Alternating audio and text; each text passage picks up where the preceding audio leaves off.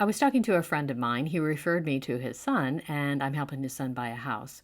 When I was talking to Dad, he said, I don't know if he understands how much money he needs to buy a house. How about you? Do you know how much money you need to come out of pocket to buy a house? In other words, do you know how much money you need to have saved up? That's what we'll talk about in today's video.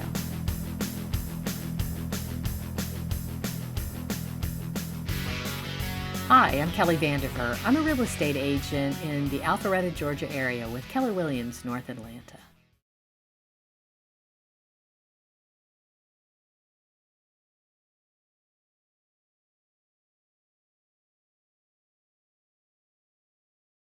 First, a major disclaimer. I am not a loan officer, nor do I play one on TV. So to get the best information, be sure to talk to a local lender who can tell you about what loan programs that you qualify for. But this video will give you some general information so you have a better grasp about how much money you need to have saved up in order to buy a house. First, let's talk about the down payment. Depending on the loan program that you qualify for, you'll need between 0% and 20% of the purchase price as a down payment on the house. Now, there are a lot of programs right now that have very low percentages that you need to have in order to purchase a home. Back in the olden days, everybody had to have 20%, but that isn't the case anymore. But again, talk to your local lender to find out more information. Second, let's discuss reserves.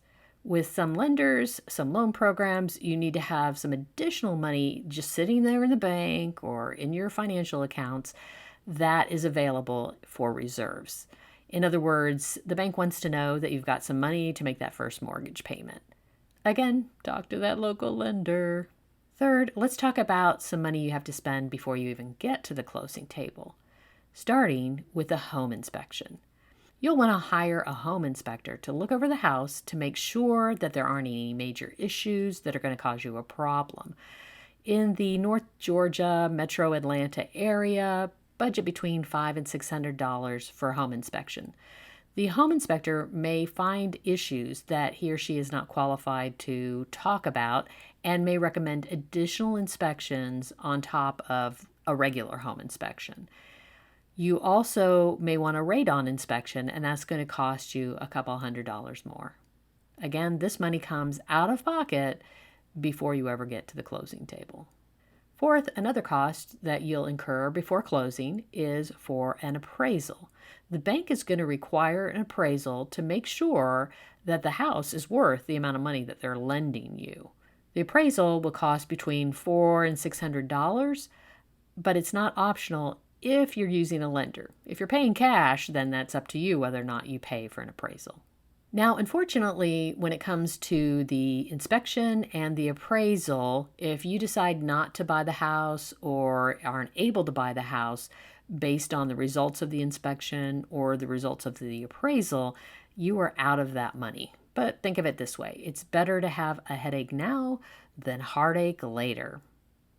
And finally, let's talk about closing cost. You should estimate between 2 and 3% of the loan value in closing cost. What are closing costs?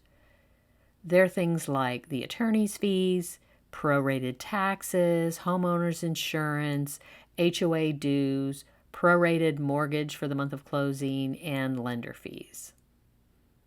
You'll get a statement from the closing attorney prior to closing so you know how much money you need to wire in order to close on the house. So that's it.